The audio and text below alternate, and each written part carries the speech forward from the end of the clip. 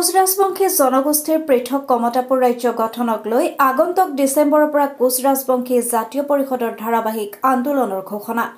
অগপ প্ৰাৰ্থীৰ পৰিৱৰ্তে কংগ্ৰেছৰ প্ৰাৰ্থী ব্ৰজেনজিৎ সিংহাক সকলো কোচ ৰাজবংশী জনগোষ্ঠীক ভোট দি জয়যুক্ত কৰাৰ আহ্বান সকলো কোচ ৰাজবংশী দল সংগঠনৰ। আজি কোচ ৰাজবংশী জাতীয় পৰিষদে বঙাইগাঁও মুখ্য কাৰ্যালয়ত সংবাদ মেলত কেন্দ্ৰীয় ৰাজ্য চৰকাৰৰ বিৰুদ্ধে গুৰুতৰ অভিযোগ তোলে। যে আজি দুদিন আগত কেন্দ্ৰীয় চৰকাৰৰ জনজাতি মন্ত্ৰী জুৱেল ওৰামে অসমত আহি কৈছে যে অসমৰ কোচ ৰাজবংশীৰ লগতে 6 জনজাতিকৰণৰ সম্পৰ্কত এটা বিবেচনাধীন হৈ আছে। আৰু একেখিনি কথা তেখেত কিছুদিন আগতেও কৈছিল। আৰু অসমৰ কেইবাজনো সাংসদে লোকসভাত জনজাতিকৰণৰ বিষয়টো যেতিয়া প্ৰশ্ন কৰিছিল তেতিয়াও কেন্দ্ৰীয় চৰকাৰে কৈছে যে ৰাজ্য চৰকাৰখনে প্ৰতিবেদন নিদিয়াৰ কাৰণে আমি 6 জনগোষ্ঠীৰ জনজাতিকৰণ কৰিব পৰা নাই। ৰাজ্য চৰকাৰখনৰ মন্ত্ৰী ৰণোজ পেগুৱে কৈছে যে মুখ্যমন্ত্ৰী ডক্টৰ হিমন্ত বিশ্ব শৰ্মাৰ নেতৃত্বত যি মন্ত্ৰীগোট গঠন কৰি দিছে সেই মন্ত্ৰীগোটে আজিলৈকে এটা সূত্ৰ উদ্ভাৱন কৰিব পৰা নাই, যাৰ কাৰণে আমি কেন্দ্ৰীয় চৰকাৰৰ ওচৰত প্ৰতিবেদন দিব পৰা নাই, যাৰ কাৰণে জনজাতি বিষয়টো সমাধান কৰিব পৰা নাই। এতিয়া কথা হ'ল যে কেন্দ্ৰীয় চৰকাৰ ৰাজ্য চৰকাৰখনৰ কথাৰ যিটো সামঞ্জস্য, এই সামঞ্জস্যটো আমি দেখা নাই। আৰু এইটো প্ৰমাণ হৈছে আচলতে কেন্দ্ৰ আৰু ৰাজ্যত থকা বিজেপি নেতৃত্বাধীন চৰকাৰখনে যে জনজাতিকৰণৰ বিষয়টোক লৈ অকল নিৰ্বাচনী টপ হিচাপে তেওঁলোকে ব্যৱহাৰ কৰিছিল, এই 6 জনগোষ্ঠীৰ জনজাতিকৰণৰ বিষয়টোক লৈ তেওঁলোকে আৱেগ অনুভূতিলৈ বিক্ৰী কৰিছিল, এই কথাটো স্পষ্ট হৈ পৰিছে। আজি কেন্দ্ৰত বিজেপি তৃতীয়বাৰৰ কাৰণে শাসনত আহিলে। আজি অসমত সৰ্বানন্দ সোণোৱাল ডাঙৰীয়াৰ পিছত আজি ডক্টৰ হিমন্ত বিশ্ব শৰ্মা ডাঙৰীয়াৰ নেতৃত্বত আজি অসমৰ চৰকাৰ চলি আছে। আৰু 2019 চনত ৰাজ্যসভাত যেতিয়া অসমৰ 6 জনগোষ্ঠীৰ জনজাতিকৰণৰ বিধেয়ক উত্থাপন হৈছিল, সেই বিধেয়কখনৰ পৰৱৰ্তী সময়ছোৱাত হিমন্ত বিশ্ব শৰ্মা ডাঙৰীয়াৰ নেতৃত্বত গঠিত মন্ত্ৰীগোটে কোচ ৰাজবংশীৰ লগতে 5 জনগোষ্ঠীৰ প্ৰতিনিধিৰ লগত বহিছিল, বা অসমৰ যিসকল জনজাতি সংগঠনে আমাক জনজাতিকৰণৰ বিৰোধিতা কৰিছিল তেখেতসকলৰ লগতো কিন্তু বহিছিল। কিন্তু আজিলৈকে সমাধান সূত্ৰ উলিয়াব নোৱাৰে। এইটো দেশ প্ৰমাণ হৈছে যে শেহতীয়াভাৱে কেন্দ্ৰীয় মন্ত্ৰীগৰাকী যিটো কথা কৈছে যে আমি বিবেচনাধীন কি, কিন্তু আগতেও কৈছিল যে মানে গৃহমন্ত্ৰীৰ টেবুলত মানে পৰি আছে, প্ৰধানমন্ত্ৰীৰ বিবেচনাধীন হৈ আছে। এই এনেকুৱা ধৰণৰ কথা কৈ আজি কোচ ৰাজবংশী জনগোষ্ঠীক তেওঁলোকে চৰমভাৱে প্ৰতাৰণা কৰিছে, স্পষ্ট হৈ পৰিছে। সেইটোৱে আপোনালোকে দেখিছে জনজাতিকৰণৰ বিষয়টো যেতিয়া কৈছিল, আজি অসমৰ মুখ্যমন্ত্ৰী ডক্টৰ হিমন্ত বিশ্ব শৰ্মাই কৈছে যে তদানীন্তন কংগ্ৰেছ চৰকাৰে বিধানসভাৰ মজিয়াত বৰ্তমানৰ জনজাতিসকলৰ ক্ষতি নোহোৱাকৈ 5 জনগোষ্ঠীক জনজাতিকৰণ কৰিব লাগে বুলি এক প্ৰস্তাৱ তেওঁলোকে যুগুতাইছিল, যাৰ কাৰণে বৰ্তমান বিজেপি নেতৃত্বাধীন চৰকাৰখনে 6 জনগোষ্ঠীৰ জনজাতিকৰণৰ সম্পৰ্কত তেওঁলোকে কোনো ধৰণৰ সিদ্ধান্ত গ্ৰহণ কৰিব নাই। যদি পূৰ্বৰ কংগ্ৰেছ চৰকাৰে এনেকুৱা ধৰণৰ সিদ্ধান্ত বিধানসভাৰ মজিয়াত যদি থৈ দিছে, তেতিয়া বৰ্তমান ৰাজ্য চৰকাৰখনৰ ডক্টৰ হিমন্ত বিশ্ব শৰ্মাই মুৰব্বী বিধানসভাত পূৰ্বৰ কংগ্ৰেছ চৰকাৰৰ সেই প্ৰস্তাৱ তেওঁলোকে সংশোধন কৰি এই 6 জনগোষ্ঠীৰ জনজাতিকৰণ কেনেকৈ কৰিব পাৰে সেইটো তেওঁলোকে নিৰ্ণয় কৰিব পাৰে। কিন্তু এতিয়া তেওঁলোকৰ জনজাতিসকলক কৰা এই প্ৰতাৰণাৰ পৰা ৰক্ষা পাবৰ কাৰণে বা জনজাতি কৰ্মীবোৰ কাৰণে তেওঁলোকৰ যে আচলতে কোনো ধৰণৰ সদিচ্ছা ইচ্ছা নাই, এই কথাটো আজি প্ৰমাণ কৰিবৰ কাৰণে এতিয়া বোকা চতিয়া ৰাজনীতিৰ জৰিয়তে আজি কংগ্ৰেছক দোষাৰোপ কৰি আছে। কংগ্ৰেছ চৰকাৰৰ দিনত বৰ্তমানৰ মুখ্যমন্ত্ৰী ডক্টৰ হিমন্ত বিশ্ব শৰ্মা এগৰাকী শক্তিশালী মন্ত্ৰী আছিল। সেই সময়ত তেওঁ নিজে বিধানসভাত আছিল, তেওঁৰ অজ্ঞাতেতো কংগ্ৰেছে এই ধৰণৰ প্ৰস্তাৱ লোৱা নাছিল। আজি তেওঁলোকৰ মানে দুৰ্বলতা ঢাকিবৰ কাৰণে কংগ্ৰেছক দোষাৰোপ কৰি পেলাই তেওঁলোকে আজি 6 জনগোষ্ঠীৰ জনজাতিকৰণৰ বিষয়টো আজি থাপি থুপি তেওঁলোকে ৰাখিব খুজিছে। আৰু এই কথাটোক লৈ শেহতীয়াভাৱে উজনি অসমৰ কেইবাটাও সংগঠনে আজি বন্ধৰ দৰে কাৰ্যসূচী ল'বলৈ আজি তেওঁলোকে বাধ্য হৈছে। একেদৰে আজি আক্ৰাচুই বিজেপি হাতাও কোচ ৰাজবংশী বাছাৰ দৰে তেওঁলোকে হুংকাৰ দিব লগা হৈছে। এটা আক্ৰাচুকতে ইতিমধ্যে আজি অসমৰ মুখ্যমন্ত্ৰী ডক্টৰ হিমন্ত বিশ্ব শৰ্মা আৰু কেন্দ্ৰীয় জনজাতি পৰিক্ৰমা বিভাগৰ মন্ত্ৰী জুৱেল ওৰামৰ পুতলিকা দাহ কৰিছে। আৰু আমি ইতিমধ্যে ঘোষণা কৰিছোঁ যে আগন্তুক ডিচেম্বৰ মাহৰ পৰাই আমি ধাৰাবাহিকভাৱে জনগোষ্ঠীৰ জনজাতিকৰণৰ দাবীত আমি আন্দোলন কৰিম। আৰু এইবাৰ আমাৰ আন্দোলন হ'ব মিছন ST। যেতিয়ালৈকে মিছন ST সফল নহয় তেতিয়ালৈকে আমাৰ আন্দোলন চলি থাকিব। আৰু আগন্তুক যি অসম বিধানসভাৰ যি নিৰ্বাচন, সেই নিৰ্বাচনত আগতে যদি অসমৰ 6 জনগোষ্ঠী তথা কোচ ৰাজবংশীসকলৰ জনগোষ্ঠীৰ জনজাতিকৰণ তেওঁলোকে মানে ফুলফিল নকৰে, তেতিয়াহ'লে তেওঁলোকৰ বিৰুদ্ধে তীব্ৰ আন্দোলন কৰা হ'ব। আৰু আমি কোচ ৰাজবংশী অধ্যুষিত অঞ্চলত বিজেপি হাটাওক, কছাছমুখী বাচাও, আমি নিশ্চিতভাৱে কৰিবৰ কাৰণে কিন্তু আমি সাজু আছোঁ। সেইকাৰণে অসমৰ মুখ্যমন্ত্ৰী ডক্টৰ হিমন্ত বিশ্ব শৰ্মাক আমি আহ্বান কৰিছোঁ যে আপোনালোকৰ চৰকাৰে দলে দিয়া যি প্ৰতিশ্ৰুতি দিছিল 2014 চনত আপোনালোকে স্পষ্টভাৱে কৈছিল, আপোনালোকৰ নিৰ্বাচনী ভিছন ডকুমেণ্টৰ 1 নম্বৰত প্ৰকাশ কৰিছিল যে অসমৰ 6জনে জনজাতিকৰণ কৰিব। এতিয়া আপোনালোকে জনজাতিকৰণৰ পৰা দূৰৰ কথা।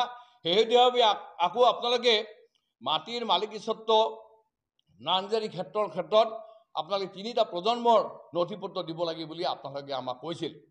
গতিকে তেওঁলোকে যে খিলঞ্জীয়া বিৰোধী, জাতি মাটি ভেটিৰ কথা কোৱা কেন্দ্ৰ বিজেপিত অধিষ্ঠিত বিজেপি চৰকাৰ যে আচলতে খিলঞ্জীয়া বিৰোধী, তেওঁলোকে বাংলাদেশ বা অন্যান্য ৰাষ্ট্ৰৰ পৰা অহা বিদেশীকহে আচলতে সংস্থাপনৰ কাৰণে তেওঁলোকে আজি কাৰ দৰে এখন আইন আজি অসমত তথা ভাৰতবৰ্ষত লাগু কৰিছে, ইমপ্লিমেণ্ট কৰিব ওলাইছে, এই কথাটো আজি প্ৰমাণিত হৈছে। গতিকে নিশ্চিতভাৱে ইয়াৰ যোগ্য প্ৰতিদ্বন্দ্বৰ আগন্তুক দিনত যি বিধানসভা নিৰ্বাচন আছে তাত তেওঁলোকে কছাছমুখীসকলৰ পৰা যোগ্য প্ৰতিদ্বন্দ্ব লাভ কৰিবলৈ সক্ষম হ'ব। এতিয়া আমাৰ লগত চিলাৰা সেনা স্বতন্ত্ৰৰ মানে উপসভাপতি আমাৰ দিব্যজ্যোতি পাঠক আছে, সদস্য আমাৰ কছাছমুখী সচেতন মঞ্চৰ আমাৰ সদস্য ধনজিৎ ডাঙৰীয়া আছে। এতিয়া অহা 13 তাৰিখে চিডলি আৰু বঙাইগাঁৱত লগতে অসমৰ আৰু 3 ঠাইত 5টা বিধানসভাৰ উপ নিৰ্বাচন হ'ব। কছাছমুখী জাতীয় পৰিষদে আমি ইতিমধ্যে কৈছিলোঁ যে নিৰ্বাচনৰ সময়ত আমি এক সঠিক সিদ্ধান্ত ল'ম। কমতাপুৰ পিপুলছ ফ্ৰণ্টৰ মাজত আমাৰ এই বিষয়টো আলোচনা হৈছিল, কছাছমুখী জাতীয় পৰিষদৰ মাজত আলোচনা হৈছিল। কিন্তু আমি এইবাৰ নিৰ্বাচনত এই উপ নিৰ্বাচনত আমি প্ৰাৰ্থিত্ব দিয়াৰ পৰা আমি আঁতৰি থাকি আমি সপপূৰ্ণ কাৰোবাক আমি সমৰ্থন কৰিব পাৰোঁ নেকি, এনেকুৱা ধৰণৰ আমি চিন্তাৰ চৰ্চা কৰিছিলোঁ। যে আপোনালোকে দেখিছে আজি বঙাইগাঁও বিধানসভা সমষ্টিটো অসম গণ পৰিষদৰ দুৰ্গ হিচাপে পৰিচিত। যোৱা 38 বছৰে বঙাইগাঁও বিধানসভাক আমাৰ ফণীভূষণ চৌধুৰী ডাঙৰীয়াই প্ৰতিনিধিত্ব কৰিছিল আৰু এইবাৰ তেখেত বিধানসভাৰ মজিয়াৰ পৰা লোকসভাৰ মজিয়ালৈকে তেওঁ নিৰ্বাচিত হৈ গৈছে আৰু বঙাইগাঁও বিধানসভা সমষ্টিত স্বাভাৱিকতেই উপ নিৰ্বাচন আহি পৰিলে।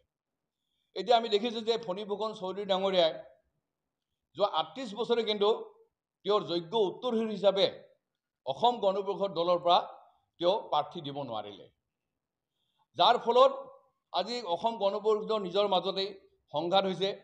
যোৱা 38 বছৰে তেখেতৰ গাৰ ছাৰ দৰে লাগি থকা সভাপতি বিজয় সিংহ, ছেক্ৰেটাৰী শৈলেন চৰকাৰৰ পৰা আৰম্ভ কৰি কেইবাজনো তেখেতৰ সতীৰ্থই আজি অসম গণ পৰিষদ ত্যাগ কৰি পেলাই আজি নিৰ্দলীয়ভাৱে তেওঁলোকে প্ৰতিনিধিত্ব আগবঢ়াইছে আৰু সেই দলটোৰ পৰা বিষদগাৰ প্ৰকাশ কৰিছে। আৰু আমিও অলপ দুখ পাইছোঁ। ফণীভূষণ চৌধুৰী ডাঙৰীয়াৰ লগত আমাৰ কোনো ব্যক্তিগত শত্ৰুতা নাই, তেওঁলোকৰ দলটোৰ প্ৰতিও আমাৰ শত্ৰুতা নাই। তেখেতৰ আজি পত্নী বঙাইগাঁও উপ নিৰ্বাচনত প্ৰতিদ্বন্দ্বিতা কৰিছে, আমাৰ তাত বিৰোধিতা নাই, শুভেচ্ছা আমাৰ আছে।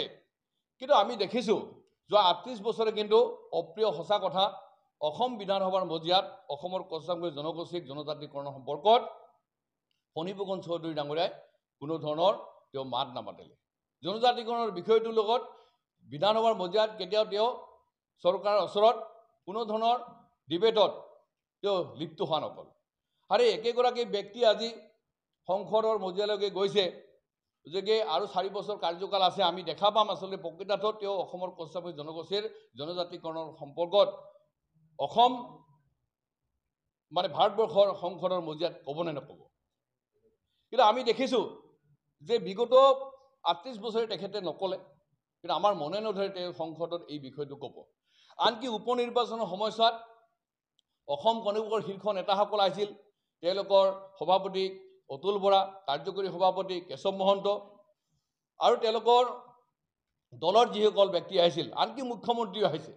কিন্তু এবাৰো তেওঁলোকে নক'লে যে আমি এইবাৰ কণ্ডত আমি সংসদৰ মজিয়াত ৰাজ্যসভাত পৰি থকা এই বিধেয়কখন আমি কাৰ্যকৰী কৰি অসমৰ ভূমিপুত্ৰ কছাছমুখীসকলক জনজাতিকৰণ কৰিম। এখনো নিৰ্বাচনী সভাত আমি দেখিলোঁ।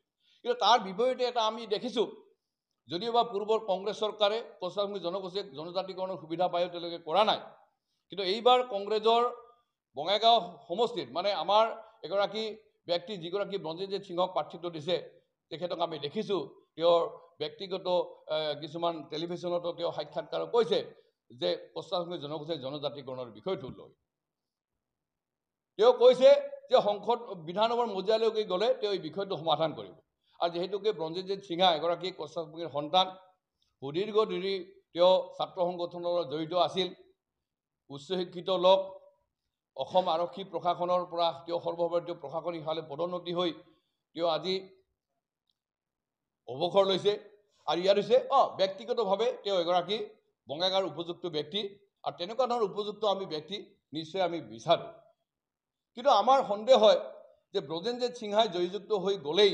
বিধানসভাৰ মজিয়াত এই বিষয়টো উত্থাপন কৰিলেই এই বিষয়টো সমাধান হ'বনে নহ'ব কাৰণ বৰ্তমান ৰাজ্য আৰু কেন্দ্ৰীয় চৰকাৰ বিজেপি চৰকাৰখনৰ যদি সদিচ্ছা নাথাকে তেতিয়াহ'লে এগৰাকী বিধায়কে বিধানসভাৰ মজিয়াত এই বিষয়টো উত্থাপন কৰিলেই কেতিয়াও এই বিষয়টো সমাধান নহয় গতিকে আমি তেখেতলৈও শুভেচ্ছা জনাইছোঁ তেওঁ যদি জয়যুক্ত হৈ বিধানসভালৈ গুচি যায় আমাৰ কাৰ্ড কৰিবলৈ তেওঁ ব্যক্তিগতভাৱে মই এটা সময়ত একেলগে আমি ছাত্ৰ সংগঠন কৰিছিলোঁ আজি তেওঁ এক বিশেষ ৰাজনৈতিক দলত গৈছে তেওঁৰ সেই ব্যক্তিগত এটা সিদ্ধান্ত কিন্তু আমি যদি উপযুক্ততাৰ ফালৰ পৰা চাব যাওঁ তেতিয়াহ'লে সঁচাকেই ব্ৰজেনজিৎ সিংহা বঙাইগাঁও বিধানসভা সমষ্টিক প্ৰতিনিধিত্ব কৰিব পৰাকৈ এগৰাকী উপযুক্ত ব্যক্তি সেই কথাটো কিন্তু স্পষ্ট কথা আৰু তাৰ বিপৰীতে যিসকল ব্যক্তি অসম গণ পৰিষদৰ পৰা ফালৰি গাইছে শৈলেন চৰকাৰ ডাঙৰীয়া তেখেতো এগৰাকী সুযোগ্য ব্যক্তি সুদীৰ্ঘ দিন ধৰি ফণীভূষণ চৌধুৰী ডাঙৰীয়াৰ ছত্ৰছায়াত তেওঁ দল কৰিছে আজি সেইগৰাকী ব্যক্তিক ফণীভূষণ চৌধুৰী মানে মান্যতা নিদিলে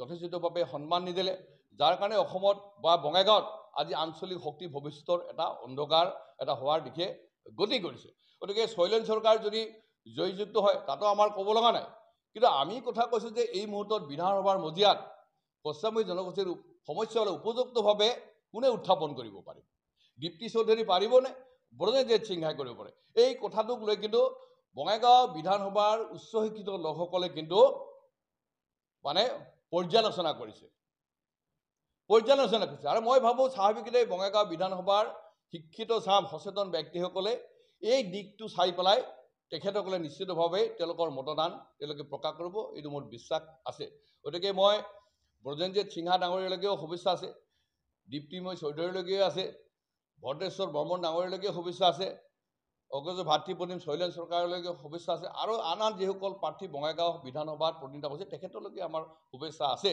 নিৰ্বাচিত নিশ্চয় এজনেই হ'ব গতিকে মই ভাবোঁ যে বঙাইগাঁও বিধানসভাৰ সন্মানীয় ভোটাধিকাৰসকলে উপনিৰ্বাচনৰ ভোটদানৰ ক্ষেত্ৰত যথোচিতভাৱে আপোনালোকে লক্ষ্য ৰাখিব যে কাক জয়যুক্ত কৰিলে কোচ-ৰাজবংশীৰ লগতে বঙাইগাঁও বিধানসভা সমষ্টিৰ যিবিলাক সমস্যা এতিয়াও দূৰীকৰণ কৰা নাই ৩৮ বছৰে কাৰ্যকৰী নহ'ল সেইবিলাক যাতে বিধানসভাৰ মজিয়াত কোনোবাই যথেষ্টভাৱে উত্থাপন কৰি আমাৰ পিছপৰা এই বঙাইগাঁও সমষ্টিটোক আগুৱাই লৈ যাব পাৰে তাৰ কাৰণে মই তেখেতসকলকে আহ্বান জনাইছোঁ গতিকে মই ভাবোঁ এইটো এক সিদ্ধান্ত ৰাইজে নিশ্চয় ল'ব কেন্দ্ৰীয় মন্ত্ৰী জুৱেল ওৰামৰ মন্তব্যৰ পিছতে জাঙুৰ খাই উঠিছে বিশ্বজিৎ ৰায় ডিচেম্বৰ মাহৰ পৰা আন্দোলনৰ হুংকাৰ বিশ্বজিৎ ৰায়ৰ বিজেপি চৰকাৰে কোচ-ৰাজবংশীসকলক চৰম প্ৰতাৰণা কৰিছে বিজেপিয়ে নিৰ্বাচনী বৈতৰণি পাৰ কাৰণে জনজাতিকৰণৰ কথা কয় বিজেপি খিলঞ্জীয়া বিৰোধী আগন্তুক ডিচেম্বৰ মাহৰ পৰা ধাৰাবাহিকভাৱে আন্দোলন গঢ়ি তুলিব জনজাতিকৰণ নকৰিলে গাঁৱে গাঁৱে বিজেপি হটাও কোচ-ৰাজবংশী বাচাও আন্দোলন কৰিব বিজেপি দল তথা চৰকাৰ যদি জনজাতিকৰণৰ সদিচ্ছা আছে ৰাজ্যসভাত পৰি থকা জনজাতিকৰণৰ বিধেয়ক গৃহীত কৰক সাংসদ ফণীভূষণ চৌধুৰী ৩৮ বছৰে বিধানসভাত জনজাতিকৰণৰ বাবে শব্দ কৰা নাছিল ফণীভূষণে ৩৮টা বছৰে তেখেতৰ বিকল্প নেতা গঢ়িব নোৱাৰিলে অগপ দলৰ প্ৰাৰ্থী দীপ্তময়ী চৌধুৰীতকৈ উচ্চ শিক্ষিত ব্ৰজেনজিৎ সিংহ বহু উপযুক্ত বঙাইগাঁও বিধানসভাৰ ভোটাৰে বঙাইগাঁৱৰ উন্নয়নৰ স্বাৰ্থত উপযুক্ত ব্যক্তিক নিৰ্বাচিত কৰিব বঙাইগাঁৱৰ পৰা ষ্টাফ ৰিপৰ্টাৰ প্ৰফুল্ল কুমাৰ দাসৰ ৰিপৰ্ট অপৰূপা টিভি অপৰূপা টিভিৰ তৰফৰ পৰা আপোনালৈ এটি বিশেষ অনুৰোধ যদি আপুনি অপৰূপা টিভি চেনেলটো ফেচবুক ইউটিউব আৰু ইনষ্টাগ্ৰামত সদায় চাব বিচাৰে তেন্তে আপুনি আজিয়ে এতিয়া চেনেলটো ফলোইং সাবস্ক্ৰাইব আৰু লাইক কৰি ওচৰতে থকা বেল আইকনটো বজাই দিয়ক আৰু অপৰূপা টিভিক সদায় উপভোগ কৰক আপোনালোকৰ মৰম আৰু আশীৰ্বাদে অপৰূপা টিভিক আগুৱাই যোৱাত যথেষ্ট সহায় কৰিব আমি সদায় প্ৰতিশ্ৰুতিবদ্ধ ৰাজ্যৰ পক্ষত থাকি ৰাজ্যৰ হকে আৰু সমাজৰ উন্নতিৰ হকে কাম কৰি যাম। বিশেষ জানিব লগা থাকিলে স্ক্ৰীনত যোগাযোগ নম্বৰ দিয়া আছে, যোগাযোগ কৰিব পাৰিব। ধন্যবাদ।